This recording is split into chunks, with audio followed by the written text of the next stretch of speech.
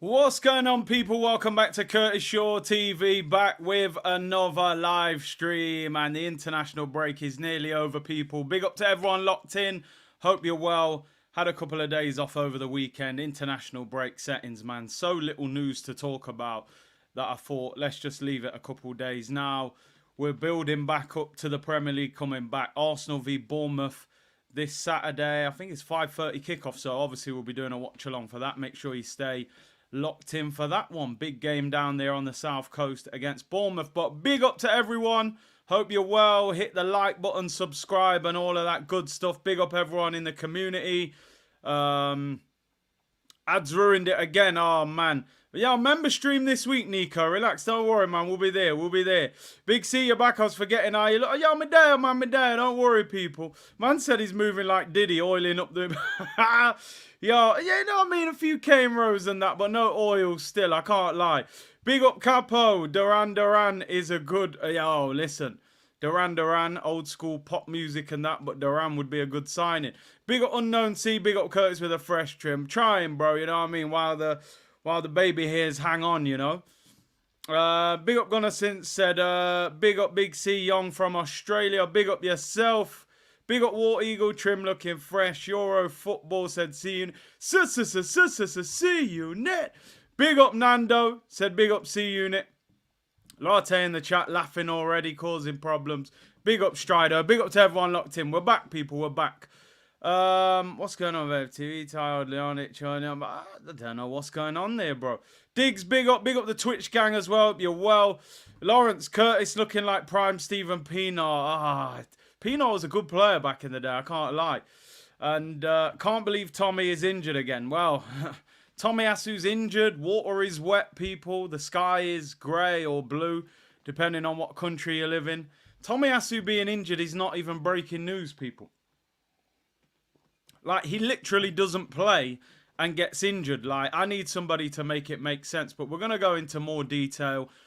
And we're going to discuss what we think we should do moving forward with Tomiyasu. Is it time to cut our losses and move on from another injury-prone player? Or are we in a situation where his value is so low, when you think we paid just under £20 million for him, he's now injury prone. He's now on bigger wages. How much do you get for him if you actually sell him at this point? He's actually a brilliant squad player, but I don't get it. I just don't get it. If you watch this channel a lot, people, you know me. I'm ruthless with it. That's what 20 years plus of Arsenal not winning the title does to you. I'm getting to the point with Tomiyasu where I feel like the story is coming to an end. He doesn't actually play that much to be that injured. If we were bringing him back and he was starting every week and getting injured, I might have a little bit of sympathy for him and go, well, maybe he's not capable of playing every week. But the guy hardly plays and still gets injured. If you look at injury-prone players over the years at Arsenal, the bigger ones, the Rosicskis, the Diabys, the Cazorlas, we were trying to play these guys every week and they couldn't deal with the weekly routine of Premier League football. But if you're a rotation player and you're constantly injured, what do you actually offer us? When is Tomiyasu going to be available to Arsenal? It's a difficult one because I actually like him as a squad player, but I'm sorry, he came to this club on 50 grand a week. He was starting every week. He looked like a very, very good player at less than 20 million. Remember, we signed him instead of Emerson Royale, who went to Tottenham. He was shocking, Chicken Royale.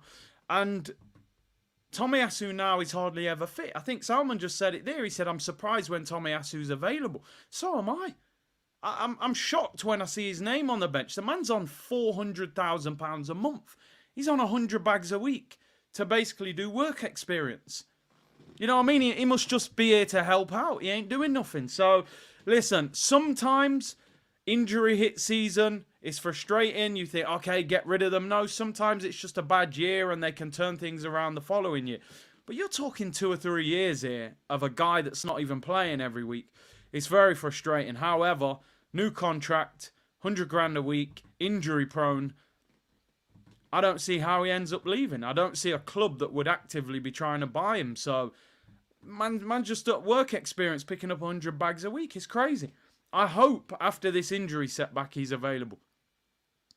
And I know people say we've got amazing depth in our defence, which I agree with to a certain extent, but I'm still looking at it going, well, if Saliba got injured, who would go right centre-back next to Gabriel?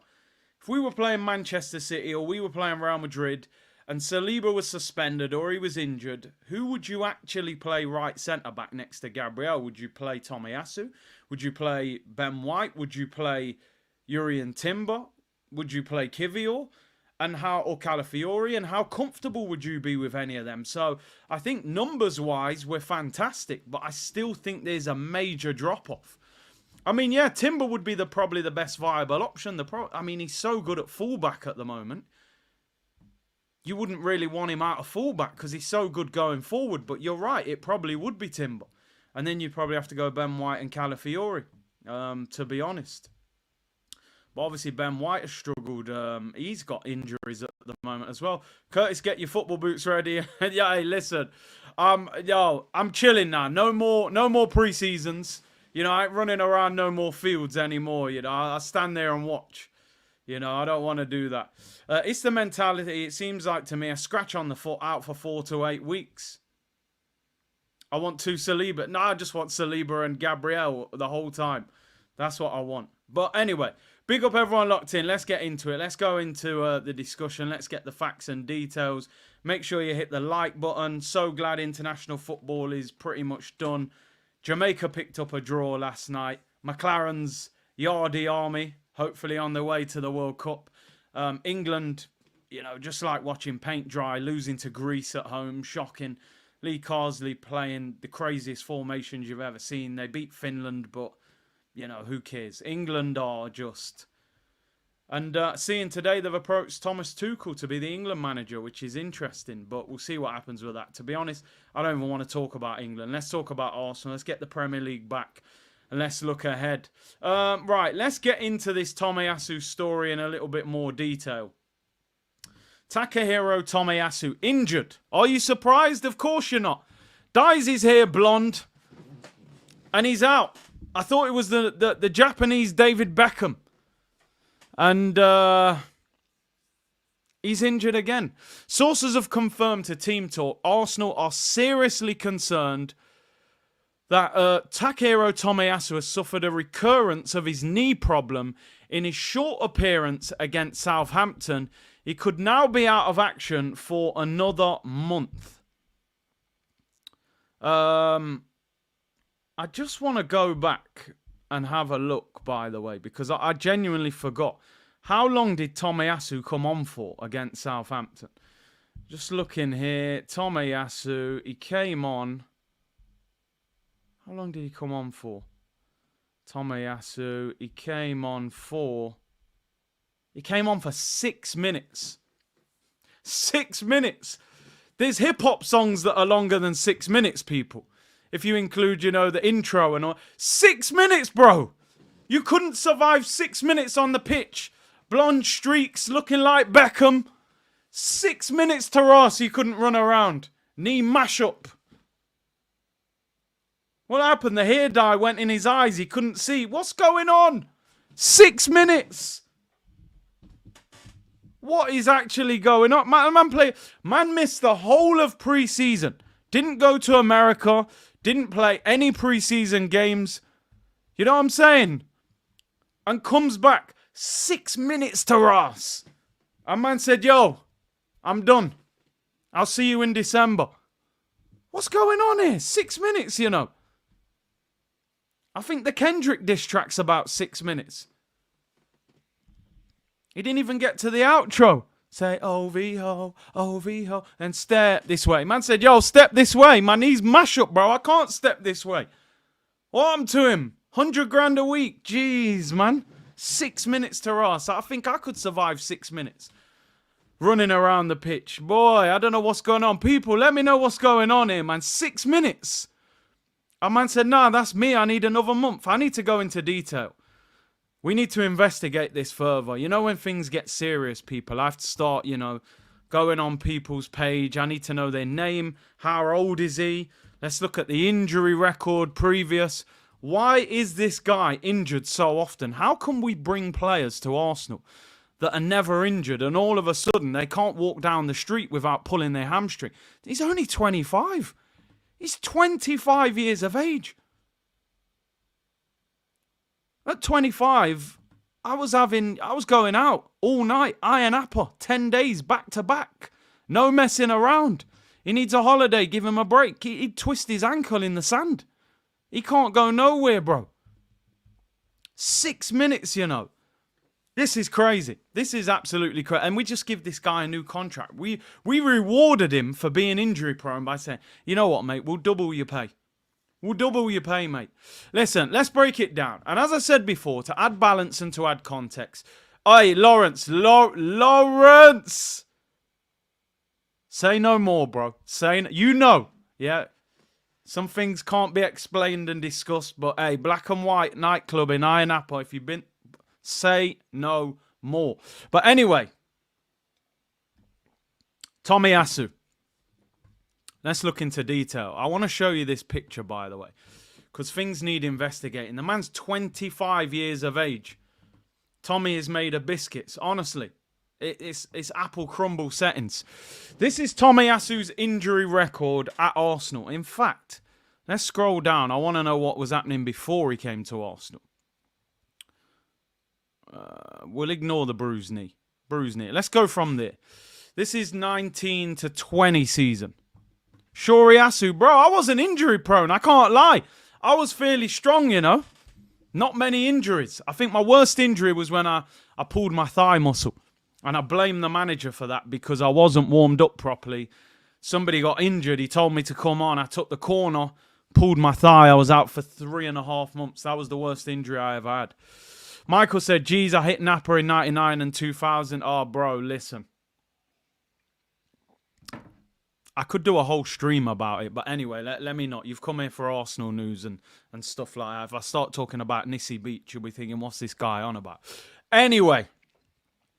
I will say, if you're in your early 20s, late teens, and you haven't been to Iron Apple, I don't know what it's like now, actually, so let me not. But anyway, let's talk about Tomiyasu.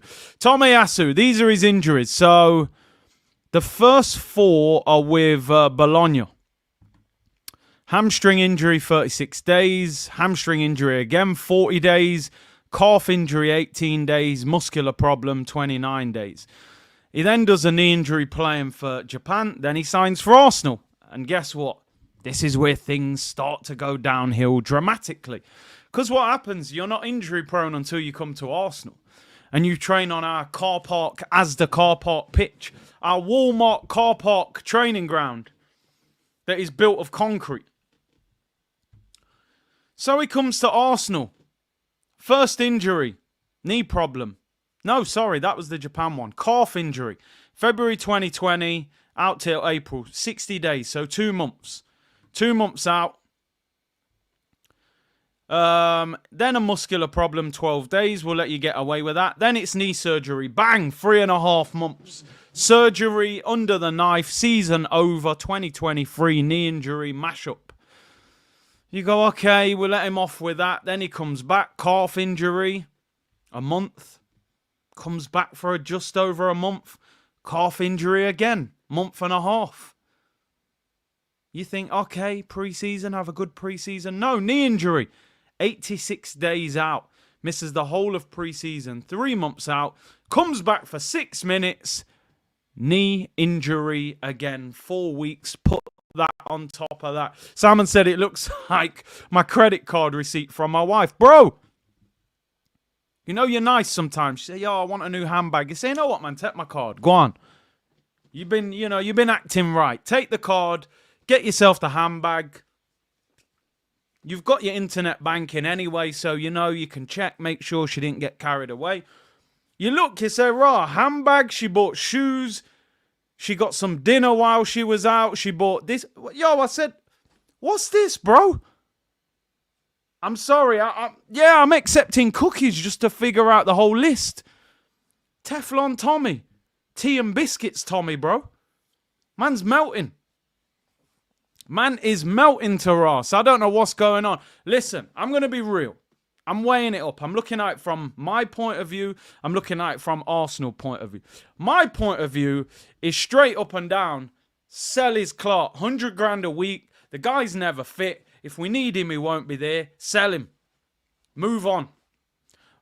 But Arsenal will be looking at it going, he's versatile, can play right back, can play left back, can play centre back, got a fantastic attitude. Arteta says how great he is around the training ground. I bet he is, because he's never training on it. Most of the time he's walking around it, going to the physio's room. That's too many injuries, bro. It's too many injuries. You're not available enough.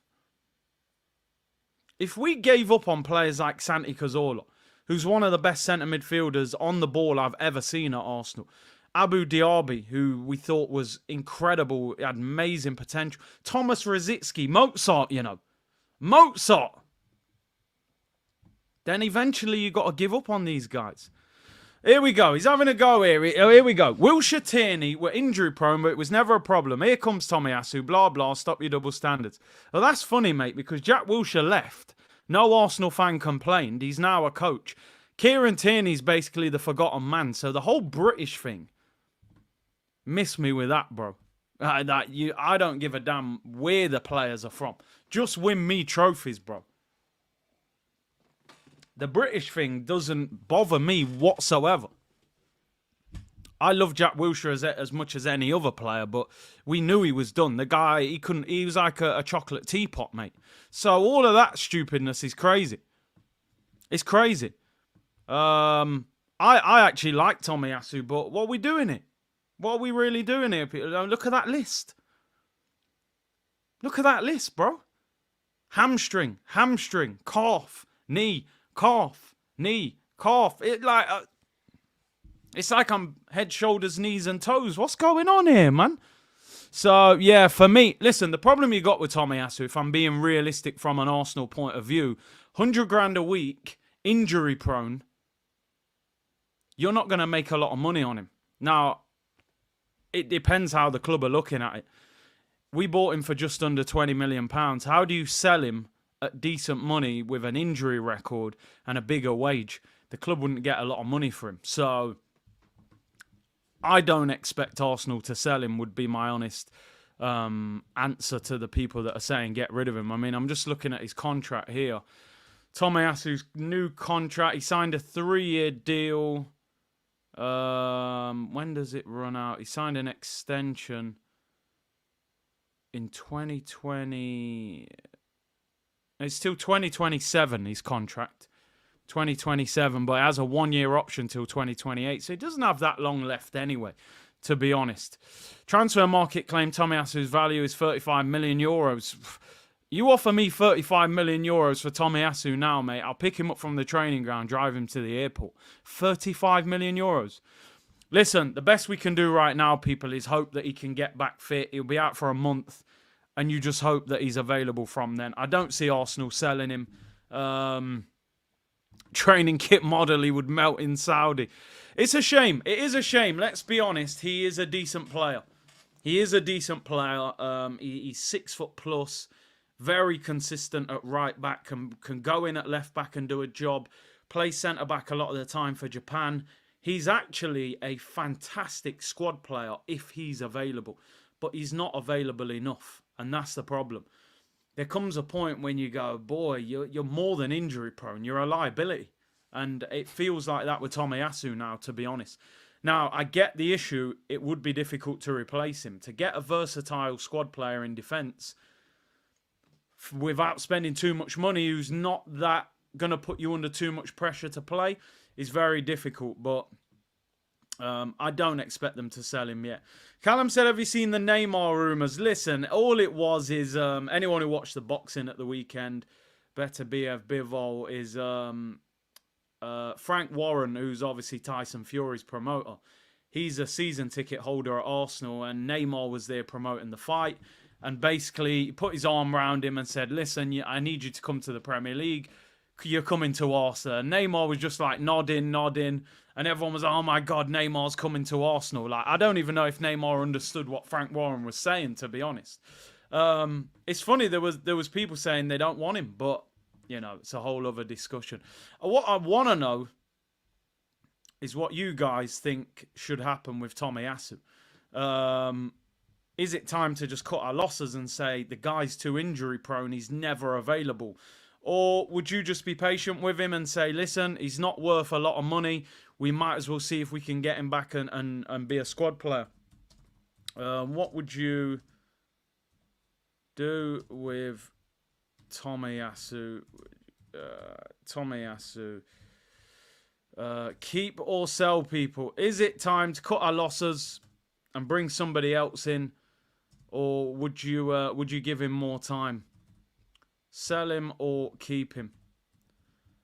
I would reluctantly sell him. Listen, he'll be here till the end of the season. I don't see him going in January. But reluctantly, I would say, look, bro, it's not working. It's not working. 100,000 a week. Nando, you're right, actually. Bayern were interested in him just before the new contract. He said Bayern wanted him for 40 mil, sell, maybe take 30. Yeah, listen, there's probably clubs in Europe that would still rate him. His reputation in Italy was strong. If Bayern Munich were looking at him then... And that's the sad thing. There's a player there.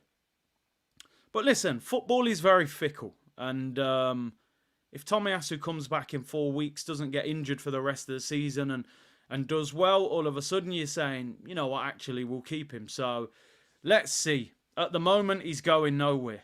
But if this continues to the end of the season, I think you've got to move on from him. Big up Calafiore F1. Hey, you're now spelling the name right. He said, it's just injury after injury with Tommy. He shall be known as Tiramisu from now on. Too soft Tiramisu, Jeez, you're not wrong. Big up Latte said, he will not be fit until his contract is due. Look at Partey. It feels like that, don't it?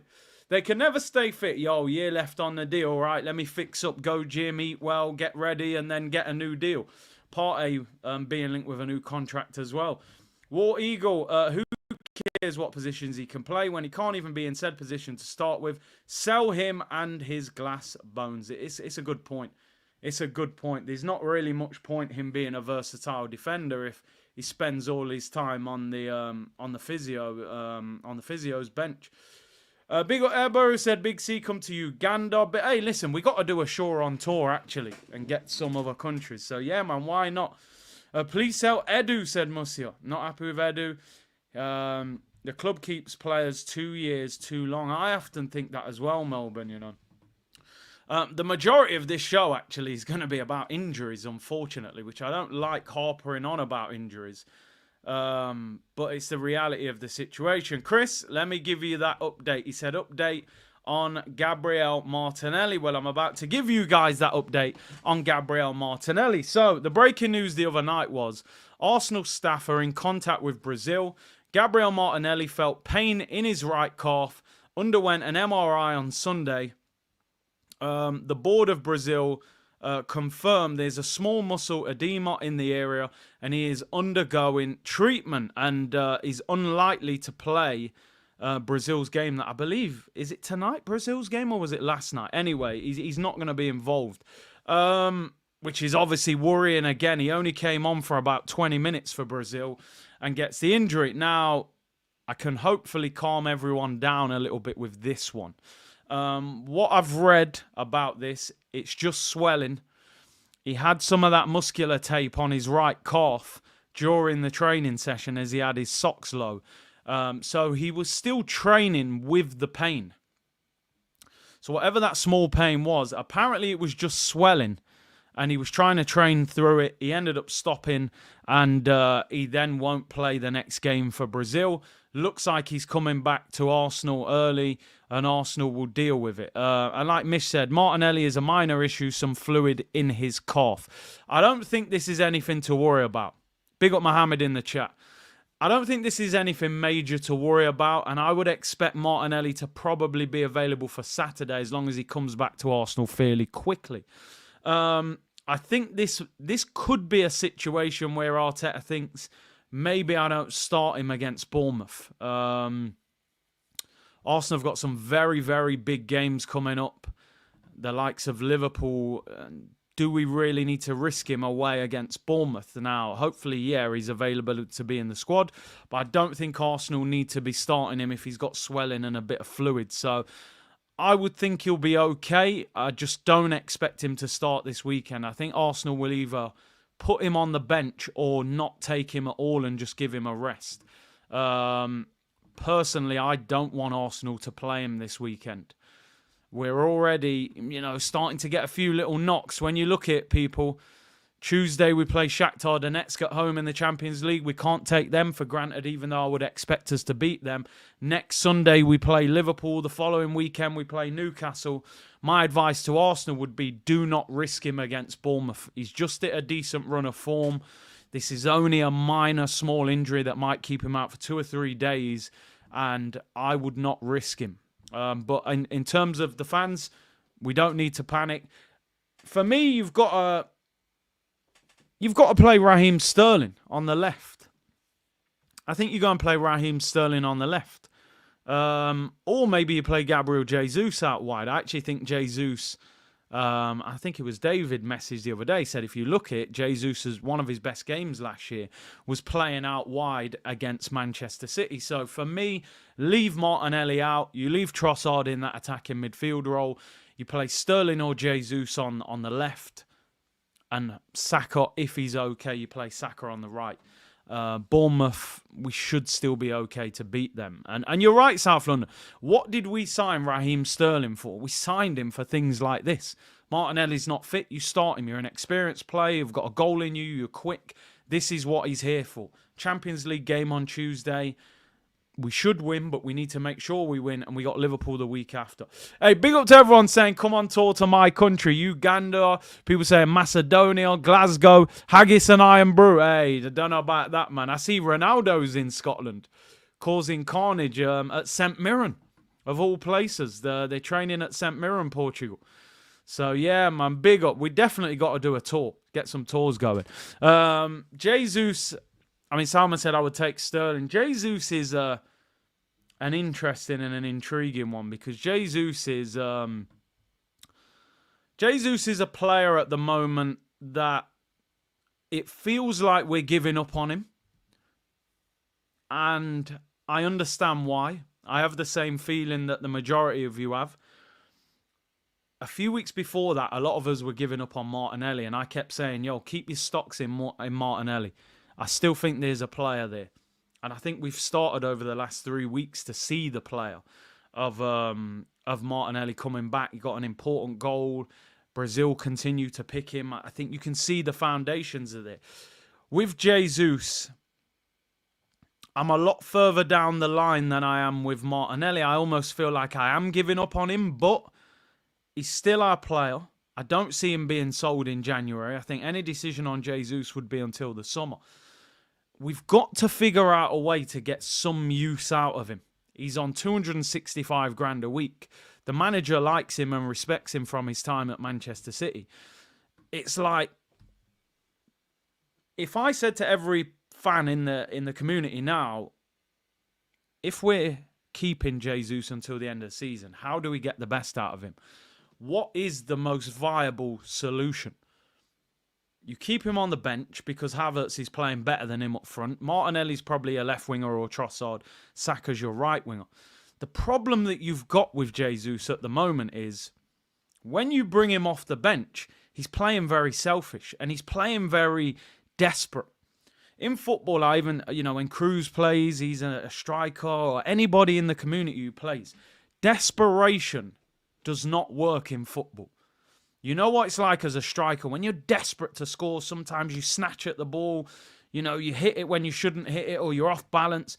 You have to relax. You have to figure out a way to get back into that, that confident zone where things are just happening.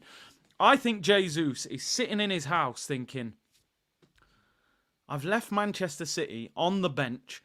I could have just picked up trophies, picked up money. I've come to Arsenal to play. Not only have I been dropped, my knees, he's had operations on his knee.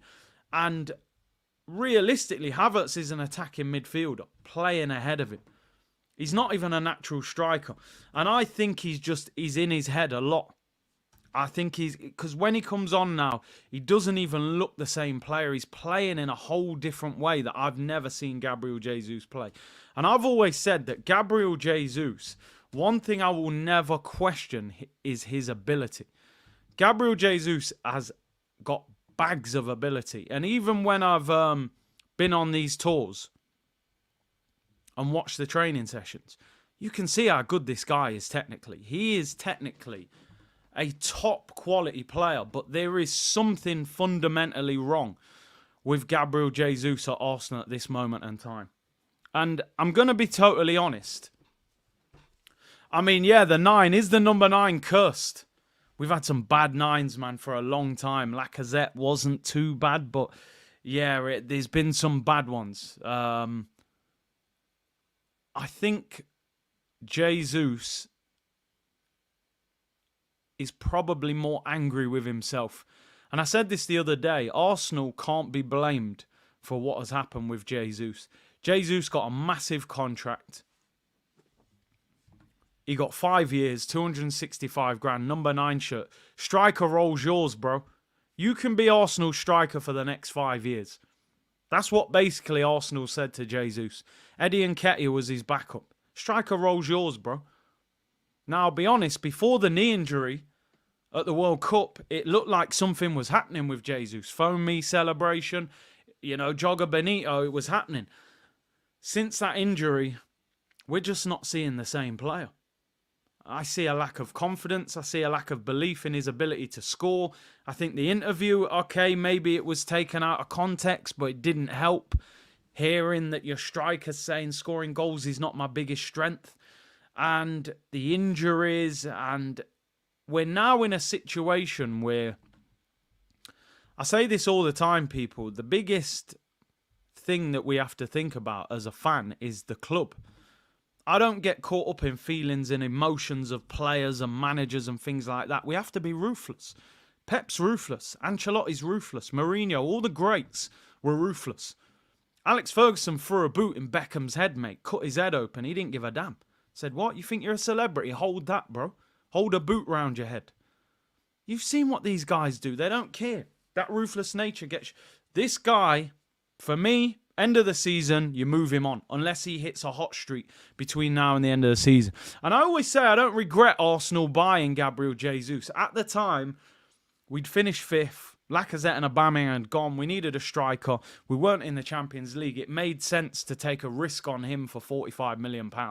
I just genuinely think the knee injury and the lack of belief has stopped him becoming the striker that we hoped. And I just don't see him anymore as a natural goal scorer. He spends most of his time outside of the penalty area. So he may have more use for us playing out wide between now and the end of the season, to be honest. He played really well against Man City last year on the right. I think Brighton away, he played on the left. Maybe we use him as a versatile winger. Because up front, I have so little belief in him, it's unbelievable. And I look at it again, I think, how much would you actually get for him if you sold him now? 2 years left on his contract, but a massive wage, 265. How many clubs in Europe would pay Gabriel Jesus 265 grand a week? I don't think there's many. I don't think there's hardly any. I think unless you're getting him to Saudi, I think you're struggling to get rid of him. And you're also probably going to take a loss. So I think at the end of the season... Yeah, listen, the goal against Man United, probably my favourite Gabriel Jesus moment at Arsenal. Yeah, I hope one of the Saudi clubs maybe come in for him because they would pay the wages and there are quite a few Brazilian players over there. So it's one of them. It is one of them. Victor is a must. Gun man. Well, we'd love to get Gyökeres, of course. Mickey said this club is screaming for a striker, but they won't buy a decent striker. Why? Arsenal want to be strikers. They buy. It's crazy. It is crazy. We're one of these clubs, Arsenal, that when we've got a good player in a certain position in the team, we feel like we can't buy another player in that same position. And that's a mindset that I think we have to change. People think because Havertz is playing well at the moment in the striker role, that when I come out and say, yo, we need a striker, a lot of you understand the sentiment and the point. But some people jump in the comments and say, oh, you're being disrespectful to Havertz saying we need a striker. No, we need a striker, bro. Havertz is doing well, really well, and I'm impressed with him. That don't mean I don't want to see Arsenal spend 80 million on Gyökeres or whoever that might be. I want a striker. I want a striker. When we had Thierry, we signed Wiltord. We had Cornu. We had Bergkamp. City won the treble. They had Argentina's number 9, Alvarez, on the bench whilst having Haaland. You need quality. You need competition. You need top quality players fighting for the same role. But let's see. Striker, it still seems to be the kryptonite of Arsenal. But yeah, listen, Martinelli looks like he'll be fine anyway. I'm going to end this poll on Tomiyasu. Intrigued to see what you guys think. Would you sell Tomiyasu? Do we cut our loss? Wow, 74% say sell. 26% say keep. You've had enough for Tomiyasu. Tiramisu, as they called him earlier. Yeah, it feels like that story might be coming to an end, which is a shame, but he'll be here until the end of the season at least. So you never know. Maybe he can rescue things. Make sure you hit the like button. 1,600 of you in the chat, people. Big up to everyone locked in. I know I've been off for a couple of days, but we're back now. We'll be building up to the weekend. Press conference on Friday. More votes on the poll than likes. Hey, come on, people. You're doing me dirty here.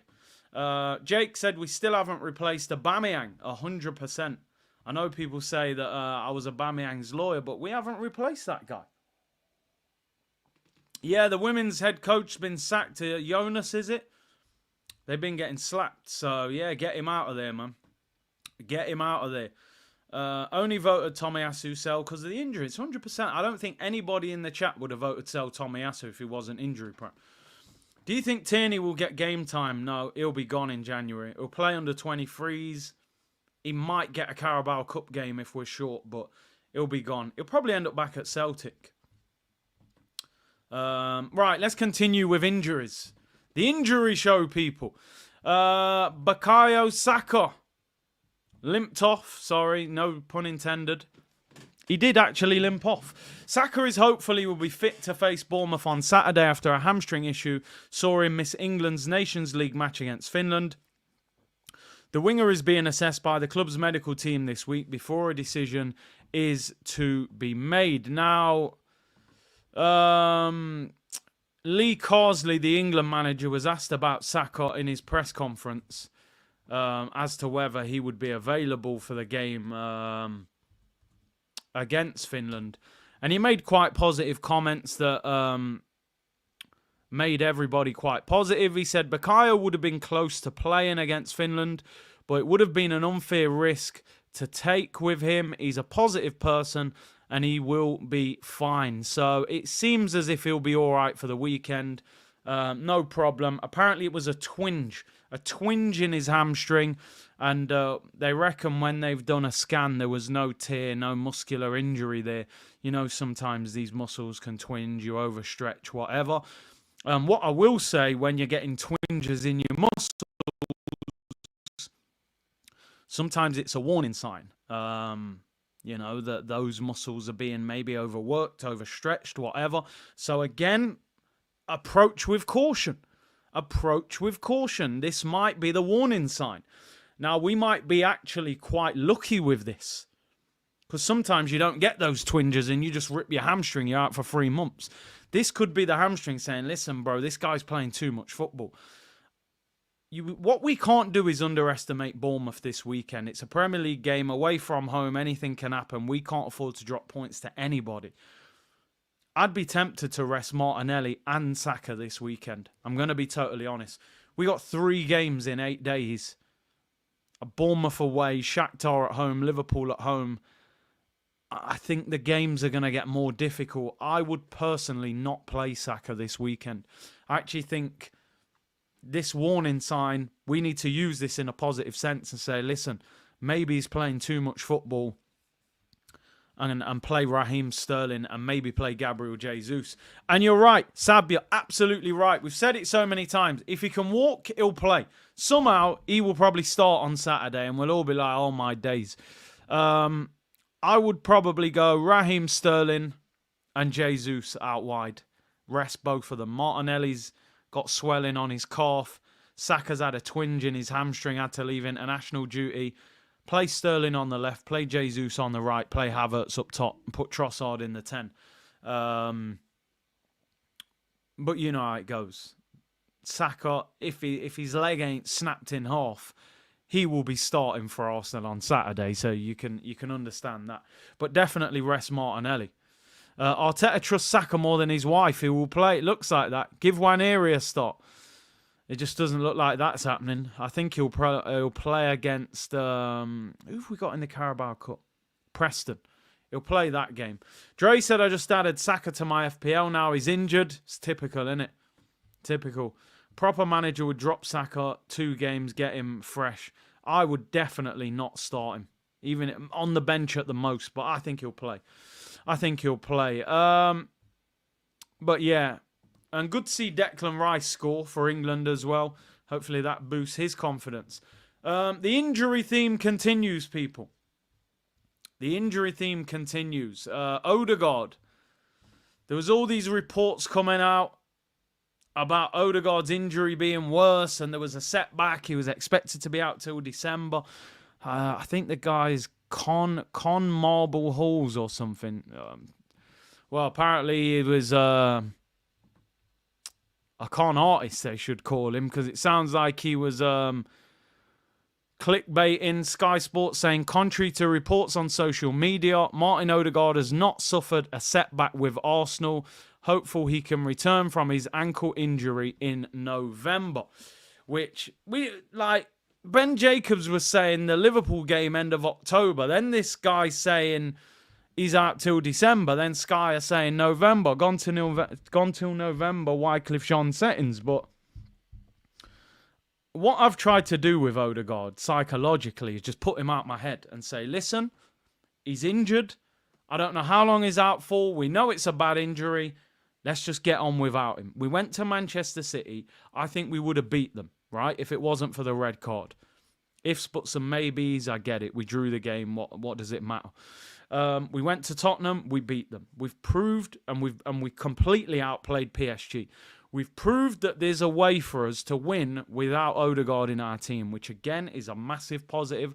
I think now Trossard has begun to fill that role as the attacking midfielder. So I'm still confident that we can beat Liverpool. We can beat Bournemouth. We can beat Shakhtar. They're the next games. I don't think Odegaard will be back until after the November international break, if I'm being honest. That's when I would expect him to be back. If he comes back sooner, then great. 10th of November is Arsenal's last game before the international break in November, when there's a 2-week break again. We've obviously got Liverpool at home, Newcastle away, Inter away, Chelsea away. Big games, difficult games. And then obviously games like Shakhtar, Preston, and Bournemouth. So a lot of football. What we can't afford is any more injuries. Play Ethan, give him a chance, definitely. But I think at the moment, Trossard is the man in that 10 role. So listen, it looks like he'll be back in November, but when in November, we don't know. So we will have to see. Leonardo DiCaprio setting, or is it Arteta using dark arts to the full? Where is the burner? Amo said we have been good without him so far, which is a plus. Odegaard goes missing in big away games, sometimes definitely away from home. Who wants to bet? Arteta will say we will assess him tomorrow and make the decision then. Yeah, we're training this afternoon or we're training tomorrow. Yeah, mate, you ain't training. Kara said just ignore the PR. Listen, he'll be back when he's back. That's where I'm at with it. I don't even really want to talk about it now. Until he's back in full training. Out of sight, out of mind, people, unfortunately, Martin Odegaard. But listen, it'll be great when he's back. Melbourne said Ethan ain't getting no games. He better go on loan. Don said, Curtis, I watch games knowing we won't lose. It's unlike Arsenal, but I love it. Do you know what, Don? You're spot on with that now. Even when we played Man City away, I was like, I don't think we're going to lose today. I just feel we've got that solid foundation now that teams won't just turn us over. And, there's been a lot of discussion about Arsenal and winning the league. And it just feels like we've got to win something this year. And I know people don't like that pressure and people don't like that conversation. What happens with the manager if he doesn't win a trophy and blah, blah, blah. But I just think sometimes you only get a certain, time period and then it becomes more difficult. And I just think this is the year we've got to win something. And I know sometimes people don't like that pressure, but I just think we have to. Yeah, DJ, I mean, Saka said, I think we're going to win the league this year. There's so many subplots to what's going on with Arsenal and Manchester City at the moment. Number one, you've got Pep's contract up in the summer. Now, he might sign a new contract, and that doesn't affect anything. But his contract is up in the summer. Man City have got 115 and the court case. They've also got Rodri, ACL, out for the season. Those things will all play a factor. Doesn't mean they're a bad team. They're still the best team. They're still the team to beat. You then look at Arsenal. Every other day you go online, Saliba, Real Madrid. Rudiger's doing interviews saying Saliba would be the perfect centre-back. Madrid sending scouts to games. With Real Madrid and Barcelona, it's a long, drawn-out process. They talk about you in the media. They send the scouts there. Then the players do interviews. They keep applying that pressure until eventually the player loses patience and goes. It tends to be the way with Barcelona and Real Madrid. And I've said before, the only way you keep Saliba at Arsenal is by winning trophies and giving him huge money. And like you said, SLD, how many players say no to Real Madrid? You're hardly going to find anybody that says no to Real Madrid. So there is a time limit. I know people will say give him time and he's one of the best young coaches and blah, blah, blah, but you haven't got forever. This is supposed to be the top level of the Premier League. We call ourselves one of the biggest clubs. If you're one of the biggest clubs, there should be big expectation. Otherwise, we just look like Tottenham under Poch when Tottenham fans were trying to hype up Tottenham when Poch was there. What we did as Arsenal fans was say, yeah, you play good football, but you don't win anything. Your manager will leave eventually and your best players will leave eventually. What happened? Harry Kane left, Poch left, it all fell apart. You do not get forever to just keep being the best runner-up. Like you said, T, you can't always be the bridesmaid, you know what I mean? You don't want to be it's got to be your day eventually, people, you know what I mean? So I think there has to be pressure there. Now, the problem you've got is that are the owners putting that pressure on him? And Don's actually said it there. Because I've always said at this football club, if you get top 4, you've ticked the box. Your job, I don't think your job will ever be under serious pressure at Arsenal if you get Champions League football. Because that ticks all of the financial boxes. So we'll have to see. We'll have to see. It's interesting. It is interesting. GJB said, this is what happened when Fabregas left. Wenger was building a team around him. He couldn't wait any longer. Players haven't got forever. You've only got a certain window of opportunity. Trent is having it now. Trent is wrestling with his emotions at Liverpool right now. Because he's thinking, boiled Liverpool fan, love the club, could stay here, be a legend, maybe end up being the captain, or I go to Real Madrid. That Real Madrid window will not be open for long for Trent. Because if he doesn't go there, they'll buy somebody else. Carvalho's done his ACL. Saliba will have those same issues. So we've got to capitalise now. We're a very good team. You know, Chelsea have struggled the last couple of years. Man United are struggling. Tottenham are Tottenham. You know, Liverpool have just lost Klopp, although they're still in the title race, by the way. It's a 3-horse race.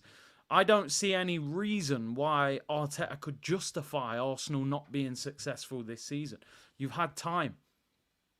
5 years. You've had patience. You've built your own squad. He's got rid of nearly every player that was at the club when he walked through the door. This is your team. This is your squad. This is your playing style. Everything that guy wants appears to be there. So we have to now see the product. Trust the process meant be patient. At the end of that process, you are going to see the promised land. I think as a fan base now, we're within our rights to say we expect you to deliver something now. You know, we've been patient enough. We'll see. January is pivotal, in my opinion. I said I would like to see 2 players, but I'll be happy if we get 1 player.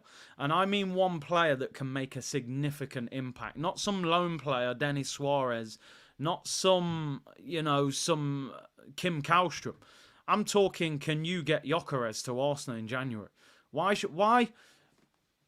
should we as a fan base sit here and say it's not realistic? Sometimes people say that to me. Oh, it's not realistic. We can't get Gyökeres in January. Why? Why can't we? We didn't hardly spend any money in the summer. We balanced the books. We made nearly 100 million in player sales. We spent just under 100 million in transfers. So there has to be money there available in January. And I genuinely think if Arsenal went and got a Gyökeres or someone like that in January, I think I could sit here and say, I think we're going to win it. I'm still sitting here now going, not sure if we win the league. I hope we do. I pray we do. But I still wonder if we're a little bit short. But don't buy into this thing that, well, we can't spend big in January. This club is rich. And they hardly spent any money in the summer. They balanced the books. So I'm expecting this club to be active. If they don't, it says more about the Kroenkes for me than anybody. Last season was a real chance, 100%. Last season for me hurt more than the year before.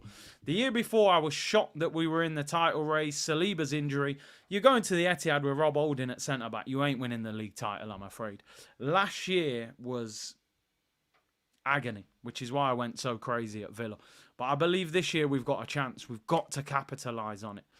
Unknown C said, the most frustrating thing is, if we were in danger of missing out on top 4, we'd probably get a player, 100%.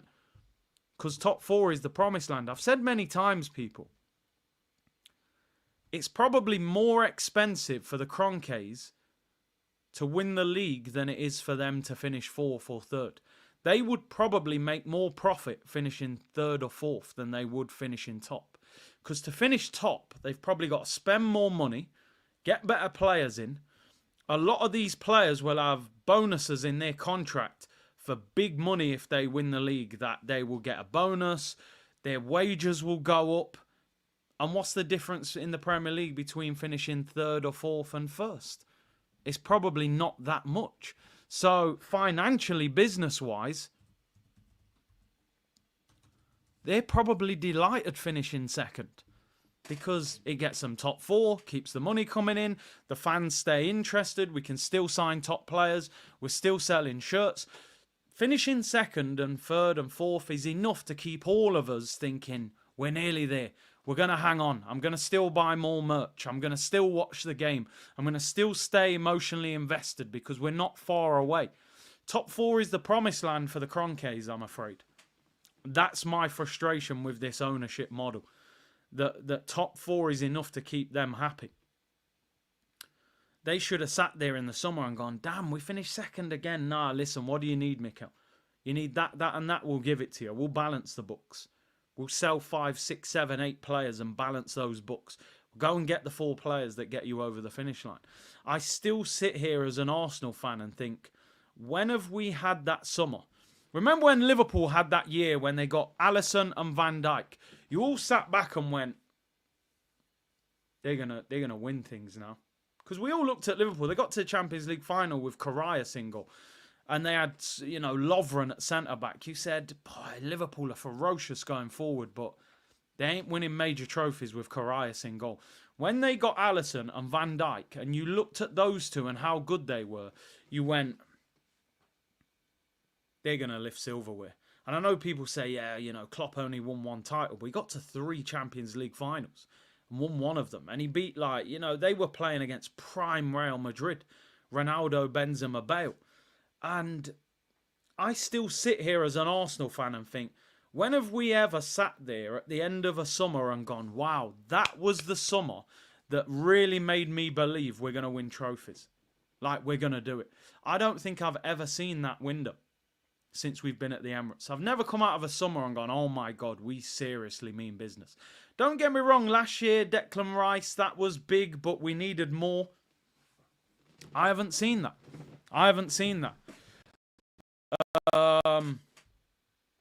But we'll see. We will see, people. I just hope we're not sitting here at the end of the season saying, one or two more players would have got us there. We should never be in that position.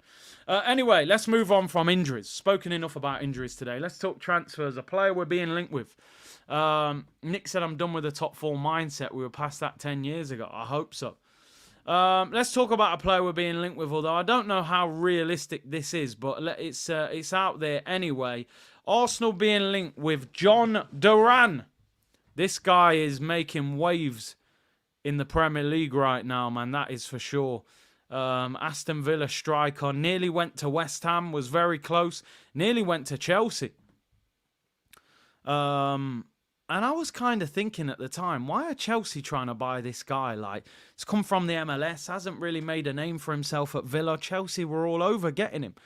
And, I mean, I don't like to hype players up too early because you think, I haven't seen enough, but when you watch this guy play, he looks like beast mode. And there's an arrogance and a swagger about him that makes you go, boy, there's a serious player there, by the way. Now, the interesting thing about this, and why some people will say this isn't going to happen, he actually signed a new contract in the summer. So automatically you're going to think, well, he signed a new deal, so it's not going to happen. And there's no release clause in the deal either. But according to reports, there is still a chance that he could leave. Now, he was on 35 grand a week. He was signed from Chicago Fire in the MLS. Signed a new deal for 75 grand a week. But apparently, despite the fact he signed a new deal, he's putting pressure on Aston Villa to be the starting striker. He's basically saying, look, I'll sign the new deal because I want to get paid. I'm not going to sit here on 35 grand a week when you're offering me 75 grand a week. Of course I'm going to take that deal. But his agent is saying he needs to be first choice.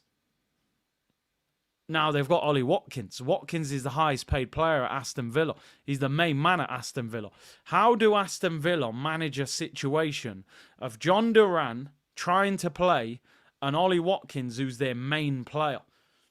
That is the interesting part of it. Now, they were going to sell him to West Ham for 35 million. He's obviously started the season really well, scored 4 goals, scored that absolute banger goal of the month. And they're now saying a deal of around 60 million might make them tempted to let him go. Do they let Watkins go? Do they let Duran go? I don't know. And also, how good do you think he is? Is this just a hot streak? We've seen players. We spoke about it the other day. Michael Ricketts. I think he was at Bolton. Scored 20-odd goals. Got in the England squad. He was washed up the year after that. Is it Cisse who was at Newcastle? Him and Demba Ba. Good partnership. Demba Ba was decent. Cisse had a good 6 months. Disappeared. You've seen it. Is he the real deal or is this just a purple patch? What do you guys think about Duran? Would you spend 60 million on him? Swansea Gooner said Sanchez or Aubameyang were the last massive names, 100%. And look at the announcement video of Aubameyang. We knew what time it was when that guy was signing. And Alexis Sanchez. Brinton said, Big C, love your content, brother, all the way from South Africa. Keep the faith this year, God willing. I have the same feeling as 03-04. I hope so, bro. Big up my brother Akeem. We are 2 or 3 monsters off going to that Liverpool level. I think I agree. At the time when Liverpool were winning, Alisson was unbelievable. Van Dijk was the best centre-back maybe in the world. Trent was balling. Robertson was balling. Fabinho was an animal. And their front three was almost unplayable.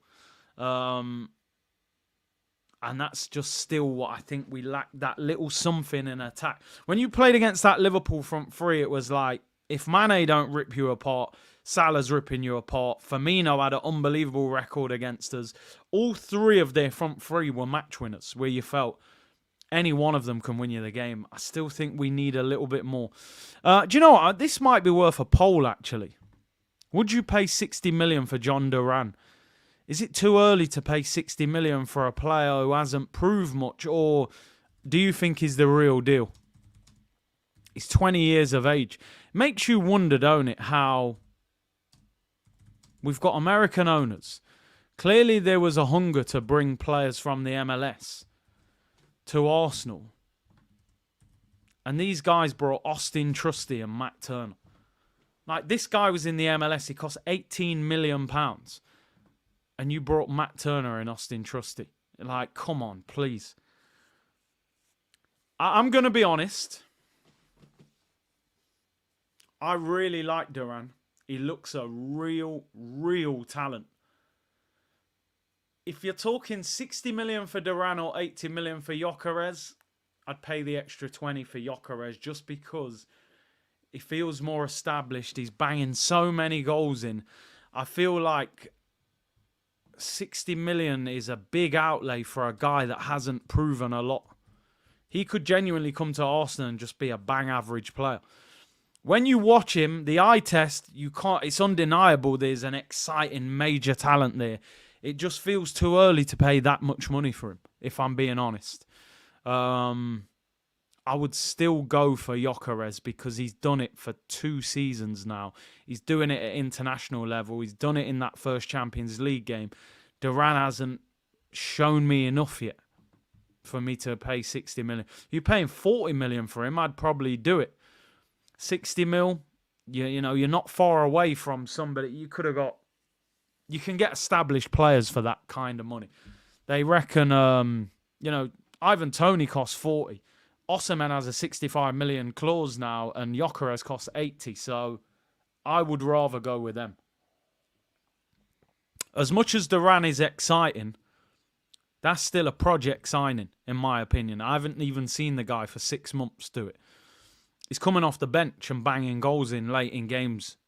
I need more before I justify 60 million on him. If he was costing 35, 40, I'd maybe say, okay, take a chance. And don't get me wrong, he might be a hell of a player. Now, this is interesting, and this was in the story, so this is coming out of ESPN. They were saying, could Arsenal offer Gabriel Jesus as part of the deal? Now, something like that would intrigue me a little bit. 20 million and Jesus. They were saying Jesus plus cash. It didn't say, but Jesus for Duran. Because I'm losing all patience with Jesus. That kind of deal would work, you know. And Faris says 60 million and Jesus gets you Gyökeres, but then the problem is I don't think Sporting Lisbon could pay Jesus' wages, where Aston Villa could. Villa have got a lot of money. So it would be interesting. But why would they want to? Jesus would have the same problem at Aston Villa he's got at Arsenal. He's not getting in that Villa team ahead of Ollie Watkins. So you're going from Man City's bench to Arsenal's bench, from Arsenal's bench to Aston Villa's bench. It kind of doesn't make sense. The only thing you could say is that he's a few years younger than Watkins, so maybe they would think he could eventually play up front for them, but I don't know. Jesus just a confusing problem for me at the moment at Arsenal. I'd just get him to Saudi as quick as possible. Why would Villa want Gabi Jesus? Well, I suppose as backup, but would he want to go there as backup? But that knee injury record would scare a lot of people off. And you're right, swap deals just don't seem to happen no more, do they? When's the last swap deal? Mkhitaryan for Sanchez. I think that put everyone off doing swap deals. Hole Up said, I feel like Villa would overprice any deal. We make them like the Douglas Luiz one. Wasn't it funny? We were linked with Douglas Luiz, 70, 80 million. He goes to Juventus for like 45 million. It's crazy. There's one price for Premier League clubs. One price for the rest of Europe. Listen, like I said, for me, Duran, exciting talent. Eye test, every time I watch him, he's a menace. The way he's finishing, listen, there's always been something about left-footed players. There's always been something. I don't know what it is. It's indescribable. Anyone in the chat, if you're left-footed, you know, it just looks different. You know, think about them left foots, man. Roberto Carlos, Adriano, Recoba, Robben, Bale, Messi, you know, Maradona. Their left foot looks different. You slap one top bins with your right foot, it looks great. You slap it top bins with your left foot, it just looks incredible. Left-footed, tall, powerful, quick striker, 20 years of age from Colombia, banging goals in the Premier League. Of course, it's exciting. But I think Arsenal need to bring somebody in that says, listen, I'm better than Havertz. I'm going to score more goals. I'm going to bring you more. he's still a project, in my opinion. Well, Kai Havertz is left-footed, you're right. Okay, the left-footed thing don't apply to everybody. Anyway, moving on. No, I'm joking. He hasn't really got that left foot where it's like, like some left foots are so, like Van Persie's left foot. When he hit the ball, it was like he just timed it perfectly. Havertz is more like, I don't know, he makes it look effortless a little bit. I wouldn't say it's as cultured as Van Persie's, and it's not as, Adriano's was like a sledgehammer left foot where it was an absolute rocket. His is a little bit in between, shall we say. Podolski had a mad left foot as well. His was a sledgehammer. Sam has said, hey, C, do you think these signings can cope with the Arsenal training versus injuries, etc.? Partey was injury-free before Arsenal. Why did Arteta want Sesko versus the other two big attackers? Duran and Sesko is the age. As I said, Sam has, for me, I think because what didn't make sense about Arsenal's summer, right? The thing that confused me more than anything about Arsenal's summer was the whole of June, we were linked with Sesko. His agent was coming to games in May. We were having talks with his agent. We made offers to get him. We were willing to pay the release clause, which was 55 million, and he decided to stay at Leipzig. Fair enough, he thinks he's not ready to come to Arsenal, or he doesn't think he's going to play enough football because Havertz is there.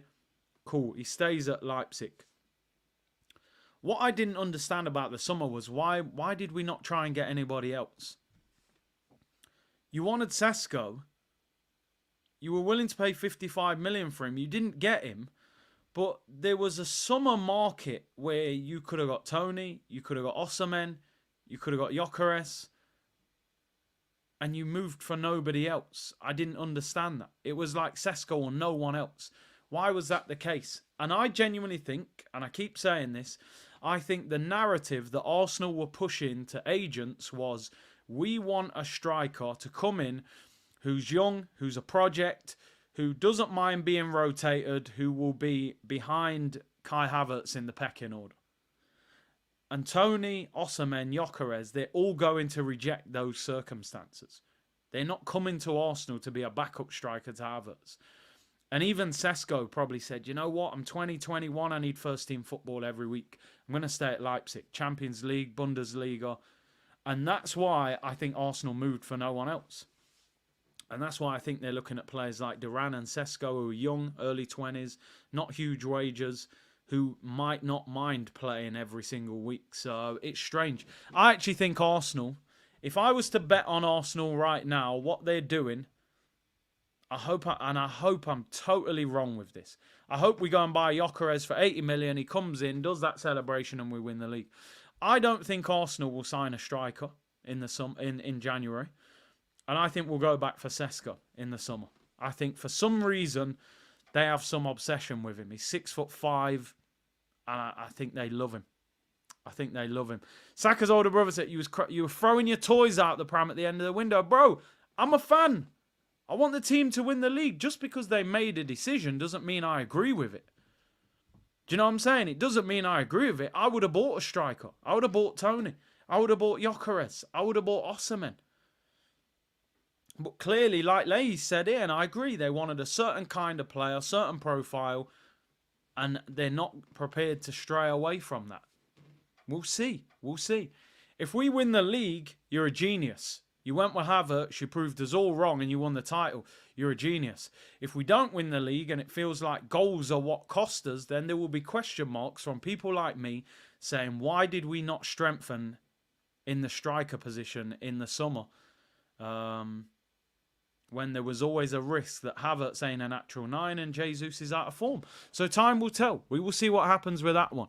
But Duran is an interesting one. Very interesting. And I do think Villa are going to run into a problem. I think sometimes you can see that a player is almost too good to be on the bench. And Duran's agent is making noises like, he's not prepared to just sit on the bench and be a backup for Ollie Watkins. He feels he's good enough to start.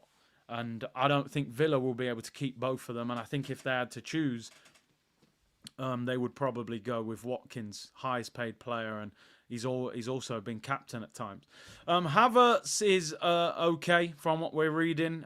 He obviously pulled out of the Germany squad.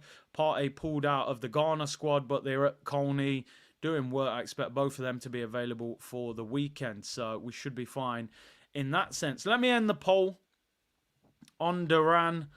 Would you pay 60 million for Duran? 42% say yes, 58% say no. Like I said, for me, I'm a fan of the player. I think it's too early to pay that much money for him. I think at that price point, you're very close to being able to go for a Gyökeres or somebody else. So rather than paying 60 million for Duran, who's still a project, why not pay 80 for Gyökeres, who looks like he could be a difference maker? So it's very interesting. Peter said my personal choice would be João Pedro, 23 years of age, experienced in the Prem. João Pedro, to me, is... I don't know. I could be way off with this. I feel like there's similarities between him and Jesus. He's another player that he's not that prolific. He's taller than Jesus. He's a very talented footballer, great link-up play, chips in with goals, but is not very prolific. He's almost like a taller Jesus to me. 9 goals last year, 3 assists in 31 games, not prolific. Scored 6 in the Europa League. He's got 2 goals this year. He's a bit injury-prone as well. He would be expensive. They paid £30 million for him. I think they'd want 60 to 70 million for him. So for me, again... If you're going to pay 60, 70 million for João Pedro, go and buy Gyökeres. Go and buy the prolific goal scorer.